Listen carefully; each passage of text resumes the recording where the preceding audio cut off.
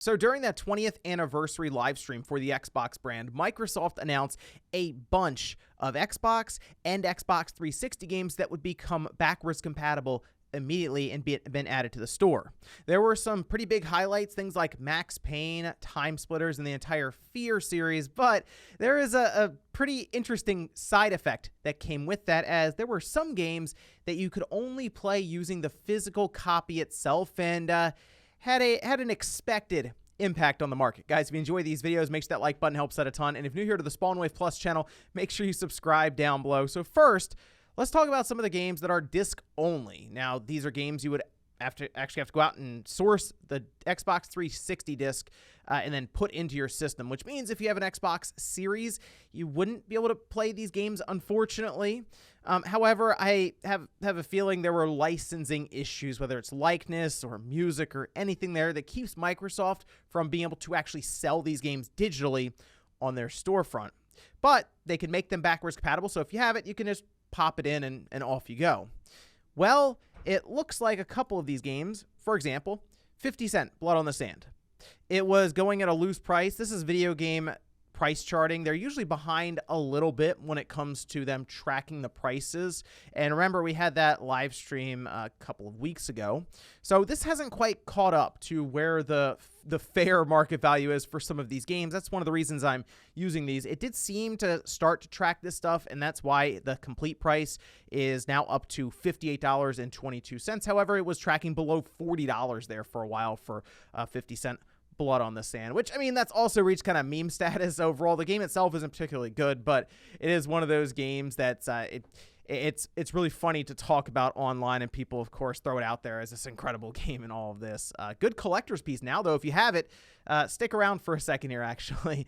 And then Fear 3, which, when they announced Fear, there was a lot of excitement to be able to play those backwards compatibility on their Xbox, especially with like FPS boost, right, and all of this. I mean, the original Fear with that big stake gun is awesome.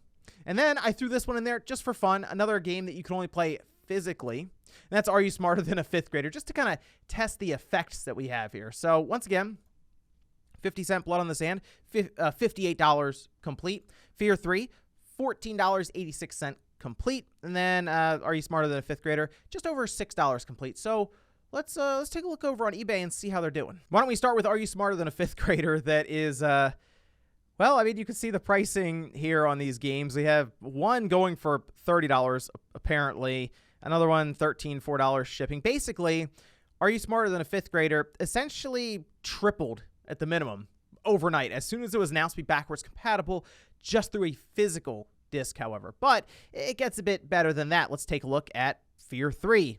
Yeah, Fear had a pretty nice jump as well, up to some cases $60, $70. Even just the manual is like $15 to have that shipped in. There's one for, once again, $60. Oh, there's a strategy guide. That's kind of cool. I don't really know why you need the strategy guide for some of these first-person action shooters and all of that. I know there's things you can collect in the game, of course, and all that, but like, those are strategy guides I would typically buy for a game like a larger RPG, like Pokemon was one that they were massive for, because you go to the back and look at like the compendium and see what's weak against what and different paths and things to do to build the best party overall. But either way, I'm sure there are people who are looking to collect the strategy guide along with the game itself. But yeah, Fear 3 saw a pretty nice jump after it was announced to be backwards compatible through just the disc. But the best one, and it was really funny because we came to this realization on the podcast live, that 50 Cent Blood on the Sand is now one of the most expensive Xbox 360 games that you can buy. Seriously, this game is now worth easily over $100 on eBay. And it wasn't that long ago, it was worth like $20 maybe at the most. I mean, yeah, you can see $135 here, $150, $81. That's actually with bids, $107 with bids, $180. And that's the thing. These games are actually selling at these prices. Look, here's one that sold for $195, one $17.50 with $5.50 shipping, $132, $127, $121, $157.50. So right now, if you have 50 Cent Blood on the Sand for the Xbox 360, might be worth taking a look around and see what people are willing to pay you for it. And I say that because there's a good chance these prices will cool off a bit, considering we've had games that were just physical backwards compatibility only with the Xbox brand. Ace Combat 6, I believe, shot up in price and it came back down, and now it's like under $10, despite needing it as just the disc in order to play. And you can go, there's like a Wikipedia page that goes through them and sorts them by which ones you need the physical disc for to play. So might be worth checking out there. But yeah, there you go. 50-cent Blood on the Sand now worth considerably more than it was just at the beginning of November, about a month ago. And hey, that just kind of shows the power of backwards compatibility if there's a bit of a squeeze on the physical item itself, like the disc that's required. If this game, 50-cent Blood on the Sand, for example, was available digitally, I doubt the disc would have exploded in price that way, but it benefits people who just happen to hold on to 50-cent Blood on the Sand all this time. But let me know if you were one of those people down below in your comments and your thoughts on backwards compatibility and some of the effects that we're seeing here on the physical market from it. Thanks guys for watching, and I'll see you next time.